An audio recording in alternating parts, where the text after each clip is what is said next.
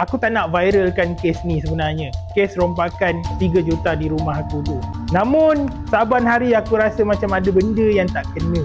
Pada hari pertama mana kita sebagai pengadu, kita nak bagi tahulah maklumat yang kita tahu. Cik, ada cap jari dekat tangga tu. Kau tahu dia jawab apa? Awak polis ke? Saya polis. Tolong jangan kacau kerja polis. Itu first. Dia cakap, okey, kita diam lah. Kita ingat dia power sangat. Kita ingat dia dah expert dah bidang ni kan. Memang makanan dia. Kita pun senyap. Hari kedua lagi mengecewakan. Sebab bila polis dah mula menyiasat, aku pun dah bagi dah salinan CCTV rumah aku tu.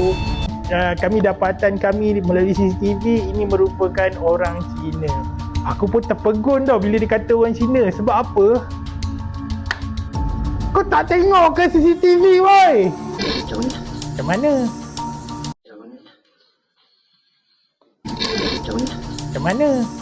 Dan kata-kata kita nampak bahasa dia ke bahasa Melayu. Yang paling menyedihkan apabila keesokan harinya, apabila aku tanya pihak polis apa update, dia bagi tahu apa kat aku.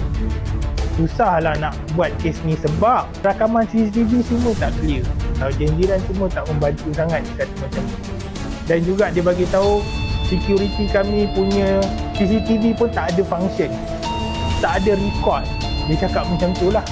Habis di situ, dia pun panggil aku buat statement lah. Panjang lebar aku buat statement. Dia panggil mate aku juga buat statement semua. Lepas buat statement tu, dah tak ada apa-apa berita sampai sekarang. Aku WhatsApp, aku call, tak angkat-angkat. Lepas tu dia buat disappearance message dekat dalam WhatsApp. Kalau kes ni jadi kat korang, apa solution dia sekarang?